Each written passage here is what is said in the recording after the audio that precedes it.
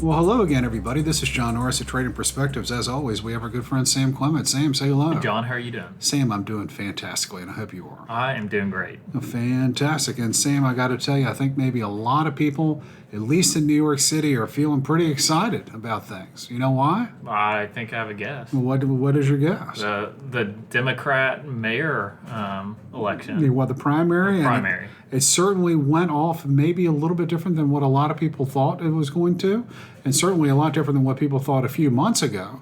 And that is, I know I'm going to butcher his name, that is because sort of originally dark horse candidate, 33-year-old assemblyman, I think from Astoria, Queens, a guy named Zohran Mamdani, easily distanced himself from the remainder of the pack, including former Governor Cuomo and current Mayor Adams didn't even bother running. He's going to run as an independent. And right now, Sam, I got to tell you, this Zohran guy is the odds-on favor. Something like 70% right now are the odds that he will be the next mayor of the biggest city in the United States. And while being the mayor in your hometown, if you're listening to this, might not be that big a deal, the city of New York has more citizens, more voters, more people than the vast majority of states out there. So this is a pretty important political position. And this guy's political positions themselves are unlike anything I've seen out of a major candidate. Well, and you mentioned the importance of, the New York mayor, and it is important. I mean, it's still the most important city in the world. And it's like, I guess you could throw D.C., but it's really not D.C. It's the fact that the politicians meet there. But New York is where pretty much everything runs. It's the financial capital of the world. Yeah, and sorry, London. It's the truth, at least for now. Yeah, and so it holds this weight, and it holds.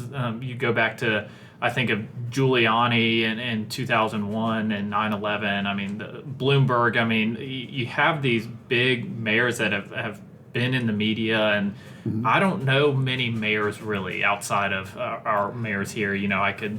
Well, I mean, Karen Bass out in Los Angeles, and the only reason why I know she is she's made the press a whole lot recently, and Brandon Johnson, not for necessarily the best reasons. The only other mayors I think that I know of, I know their names for not very good reasons. Yeah, and they're large cities on top of that. But really, it's no one talks about the mayor elections otherwise.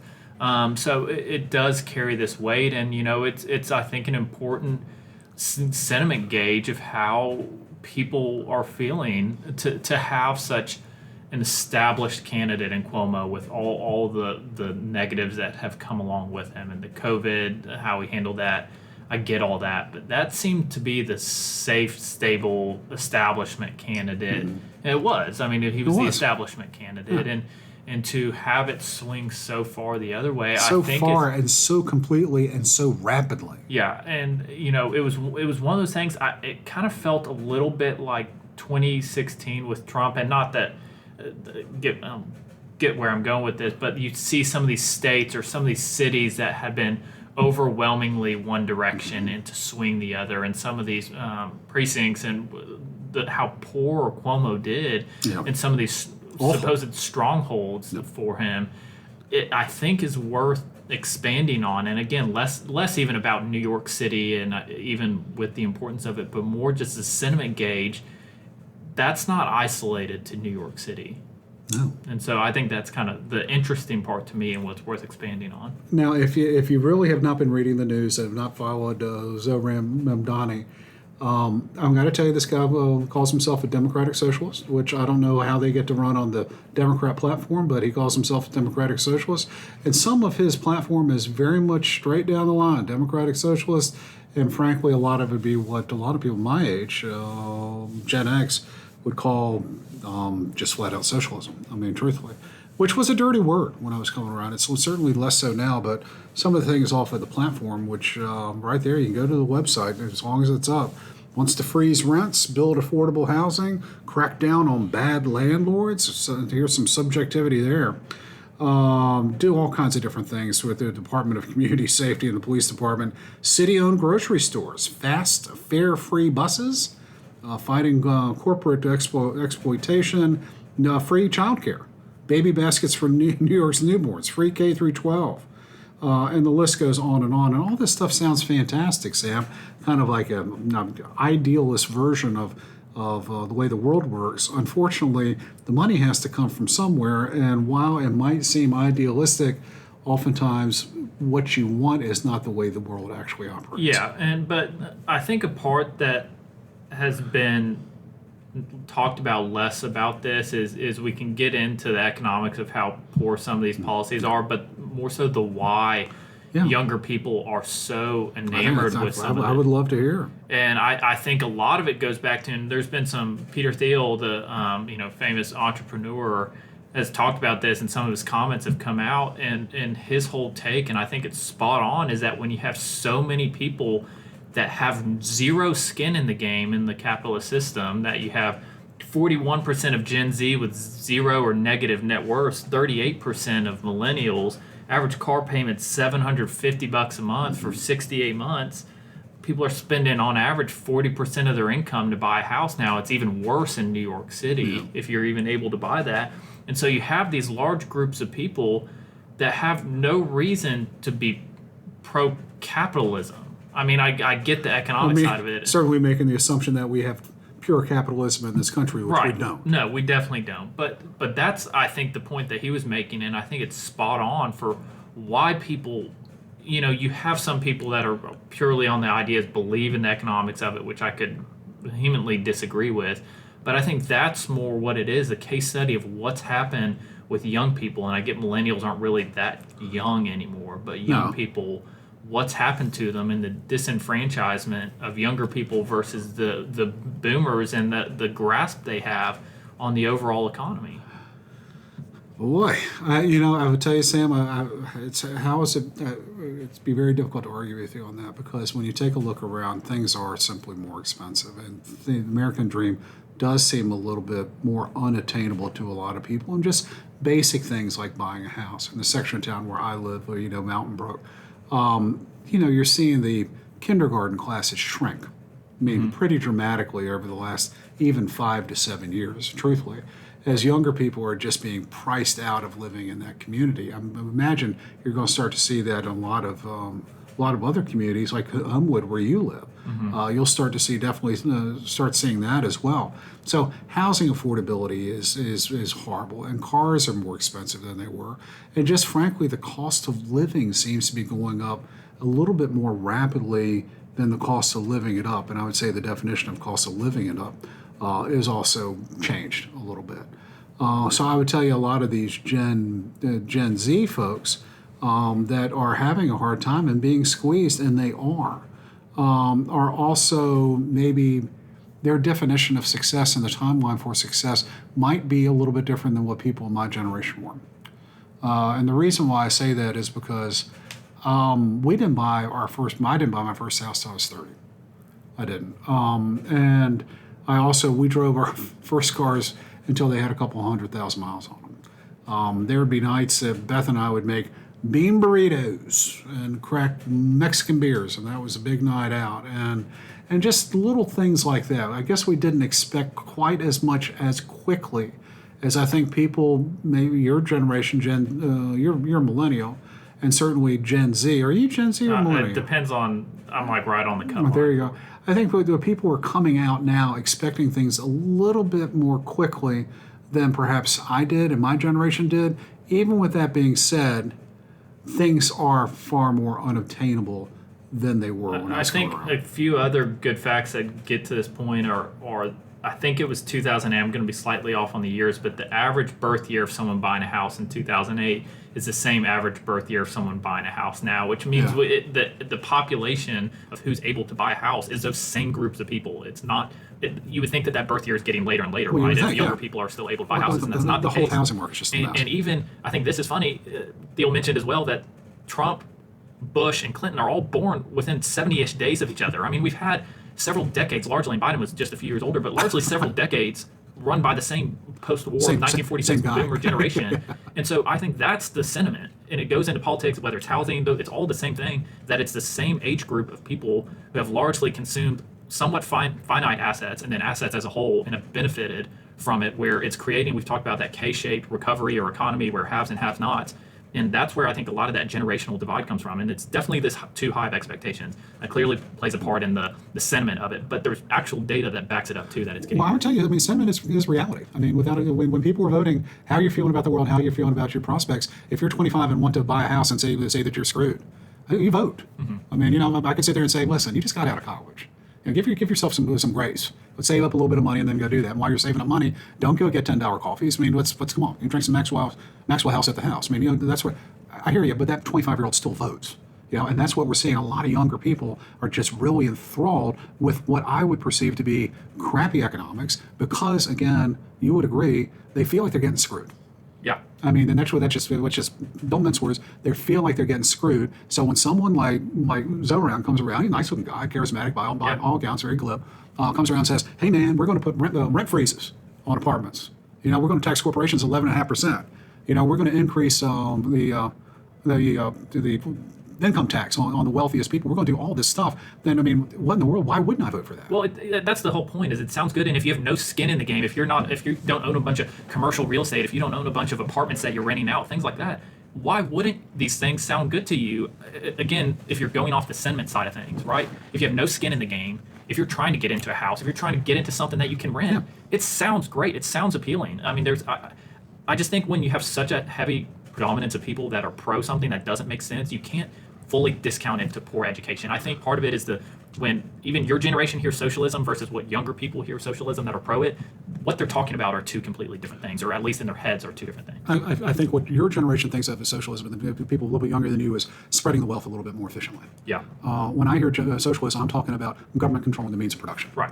Which, you're right, I think is two kind of different things. In my estimation, government controlling the means of production is horrible. It's going to lead to inefficient investment of precious resources, and society will not benefit from it. However, anyone saying that spreading the wealth more efficiently within a competitive economy, anyone that says that is a bad thing, I might take question with. However, and that's what I think younger people are hearing when they're hearing these sorts of things: freeze rent, build affordable housing, government-run grocery stores, all these types of things. It's hard not to be attracted to it. Unfortunately, as educated as a lot of these people are, their voting or their aspirations are with their hopes as opposed to the cold hard reality of how economics actually works. 100%. On the flip side, though, when you look at someone like Cuomo, who is failed candidate. I mean, ignore him as crazy, but he is the exact same as every other mayor that they've had in there. I mean, De Blasio is more progressive and closer to the new candidate, but by and large, right, these problems have just gotten worse. Well, and so I'm not saying but. So I think when you have these severely inflationary environments and these K-shaped economies where haves and have-nots get divided even more, I think that's what gets you. That's the same reason you get Trump as the same reason you get the Democratic primary candidate in the New York City mayor. So I think it's the same thing. It's the same argument. That's what you're saying. It's exactly the same. I think when people feel like they aren't contributing to it, they get more passionate about ideas on both sides of it. And you have the hoteling theory that people should get more towards the center on politics, but the environment the economy's been in, I think, has flipped that on its head to where you have people going to both outer edges. So what you're saying is Zohran, like Trump, is more of a symptom than anything else. A symptom of dissatisfaction with the ruling elite, I guess, as it were. Yeah. And their own standing in the economy. And so nationwide and in red states like Alabama, Donald Trump with his sort of knee-jerk nationalism and all that type of stuff, I mean, say that's to the right if you want to, that appeals here, but it's still, in 2016, it was a protest vote. Yeah. In 2025, in New York City, Zohran Mamdani is a protest vote. If I have a negative net worth, nothing in the stock market, no real estate that I own, and you're saying, well, this isn't great for the economy, markets aren't going to do great. Why do you care? Look at all the New York real estate stocks; they were down 6%. I'd say I don't care. Yeah. I don't care what it. It doesn't matter to me. I am not partaking of the gravy train. Right. I'm not sitting at the dining table. If these people get screwed, what do I care? Frankly, beyond I don't care, it's probably good. Yeah. Is probably the reaction if someone were to use what would happen in markets. Yeah, good for them. Yeah. They've had their turn. Now it's our turn. That's and it's very easy to understand how people would feel that way. And it's a pretty strong, argument might not be the right word, but a pretty compelling case why Zohran Mamdani attracted as many votes as they did. Now, I would tell you what the flip side of, if he can get this through the assembly or whatever they call it, the city council, this stuff will be bad for the economy, and you might not care about it. You might not care about the landlords, but you will certainly care about it when your landlord doesn't return your phone call and just frankly abandons the building and just doesn't add to it. And, it doesn't really matter. I don't care. Do the base minimum. And and all of a sudden you go from having a 24/7 superintendent to having one that works normal business hours, and all that type of stuff happens, and no new supply goes up, and the mom and pop bodegas go out of business because they're competing with the government-run grocery store, and the government-run grocery store ends up behaving like the Soviet system, and that's the worst case scenario. But the capitalist system, when it's allowed to operate, makes its decisions based on market preferences as opposed to what the government wants it to have happen. So that is the reason why we have all these mom and pop bodegas and what have you. And if you're competing against the government-run grocery store, it's going to be pretty difficult for them to operate. So you will see a lot of small businesses go under, and you will see a lot of, if all this happens, and you will see gee whiz, you will see fewer apartments, and you will see those apartments which remain in worse shape. And if all of a sudden you have free public transportation, well, guess what? You're going to have people use a heck of a lot more of it if it's free, and that's just the way it works. If there's no price for it, people will consume it, and they won't treat it very well, and the quality of the buses and all that stuff will go down. And it's just, we've seen it time and time again. Yeah. And again, going back, well, I can sit there and preach on, brother, about why this isn't a good thing to have these economic positions. Going back to what you just said, that voter, 25-year-old voter that's living, in Queens, or Bronx, Staten Island, what do they care? It's just exactly. I'm so far behind the eight ball. I can't even see 5 feet out in front of myself. I don't see any future. So what? You know what I get? I get 2 months of living in a crappy apartment. My rent doesn't go up. That's good for me. What happens after that? I don't care. You know what? I know I'm not going to be spending $5 for a soda at a bodega. I'm going to have some rent control. So maybe it's a year, maybe it's 2 years. I don't care. I'm saving money in the meantime. Yeah. It's that sort of type of thing. Not necessarily thinking longer term, this is bad, and this is the way things are going to turn out. In the short term, this is going to be a godsend to me. And the thing, 100%. The thing is, though, almost the assembly has more power towards some of these things than the mayor himself does. So, you have to. Most of these things, probably like previous administrations, a lot of this stuff doesn't get passed. He's talked about raising taxes. That's not really up to the mayor himself. But the defense of this I've heard is that, well, we've seen these in other countries happen, and millionaires and billionaires don't leave. And the difference is, we're not talking about people leaving the United States if they don't like the policies of New York City. We've already seen an exodus from Chicago and New York to Miami to South Florida with financial markets. That trend probably continues. I know Texas is pushing for financial markets, Dallas specifically. And so there's the ability to, the barrier to exit is much lower than it is when you're talking about, well, these policies in some, Sweden or Norway or whatever, people aren't leaving. Well, you don't have to renounce your citizenship or anything like that. You can just move down to Florida. Well, and the thing is, there's a great article that I've read recently about millionaires leaving a lot of these countries, and that's not necessarily the case. Maybe not in Stockholm, maybe not in Oslo or Copenhagen or Helsinki, the Nordic countries, but people aren't leaving higher tax countries, like the United Kingdom and elsewhere, which have seen actually an increase in the number of millionaires leaving. And you're right, people can just go to another state, or heck, they can even just leave New York City. I mean, you can have someone that has an apartment in Midtown. They can just go, heck, you know what I'm doing? I'm moving to White Plains. I'm moving out to Connecticut. I'm moving to Northern Jersey. I don't have to be downtown. No. And by the way, transit's now free, so I'll just go downtown. Yeah. You'll see states like Connecticut, states like New Jersey, even. But they're smart. But we've already seen it. This isn't something that's. We've seen what happens. We've seen guys like Ken Griffin, who was he was Mr. Chicago. He's a multi-billionaire. He ran the financial markets and runs them for the U.S. just about. Yeah. He's down in South Florida now. I mean, all their money, they're building massive towers down in South Florida and Miami. They're building massive towers in Dallas. Yeah, we've seen Carl Icahn, move everything down there. I mean, the list goes on and on of the titans of finance that have at least already opened up offices elsewhere. And so that trend is just going to continue. Connecticut's always been part of it. New Jersey somewhat as well. But I think Texas, Dallas specifically, and South Florida, Miami are really going to be the continued benefactors of if these policies continue, whether it's him or not.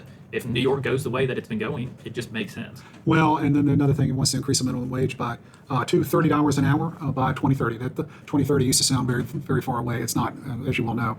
And it's hard for me to sit there and say, oh, gee whiz, $30. But some $30 an hour is a lot of money for unskilled labor, and that's what we're talking about. Mm-hmm. It's still a lot of money for unskilled labor. I mean, that is on a 40-hour work week. What that is, $1,200. That's a lot of money for him. A lot of mom and pop companies are going to have a real difficult time paying a $30 an hour type. Well, and then you mentioned bodegas competing with state-run or city-run grocery stores, paying $30. So some of this stuff is just going to be very difficult on the small bubusinesses that Mamdani is saying that he is here to help. Which they're not run by the elites. This is not the Krogers and Albertsons that are getting hit by. No, and the small restaurants, the storefronts, all that type of stuff. They're not all run by that. So a lot of these stuffs are going to be very, very difficult in order to implement and maintain the quality of life. And it's very hard for me to envision all of this getting passed, this entire platform getting passed. Sure. It's very difficult. But even if a substantial portion of it does. I think people will be very fired up for the first year of their lease or the second year where they don't have to pay an increase or what have you. And I think they might enjoy some of the benefits in the short term, longer term, as the new investment into business in New York City dissipates, and as people frankly start to leave with their businesses and start to leave the city themselves. It is going to cause it's going to have a negative impact on overall economic activity. Some of the things he said about the police department in the past in New York certainly does not suggest more policing.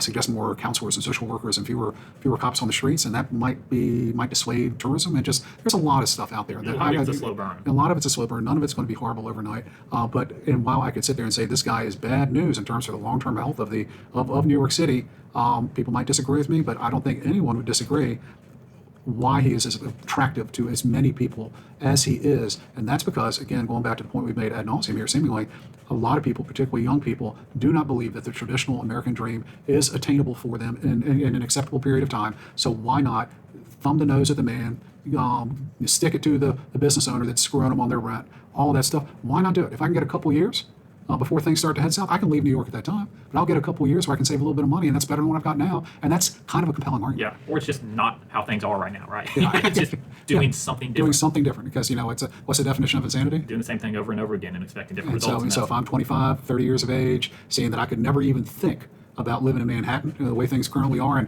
can barely afford my cold water walk up with my Murphy bed, that sort of type deal. It's worth doing something a little bit different, even as wacky as some of these economic ideas that this man has might seem to a couple of guys in Central Alabama. Yeah, I agree. All right. Well, guys, thank you all so much for listening. We always love to hear from you. Also, if you have any comments or questions, please, by all means, let us know. You can always reach us by dropping us a line at tradingperspectives@oakworth.com, where you can leave us a review on the podcast outlet of your choice. If you're interested in reading more, hearing more of what we got to say or how we think, you can always go to oakworth.com, oakworth.com. Take a look underneath the Thought Leadership tab and find access to all kinds of exciting information, including links to previous Trading Perspectives podcasts, links to our newsletter/blog, Common Sense, links to our quarterly analysis, macro market, amongst all kinds of other exciting pieces of information. That being said, that's all I've got today. Sam, how about you? That's all I got. All right. Y'all take care.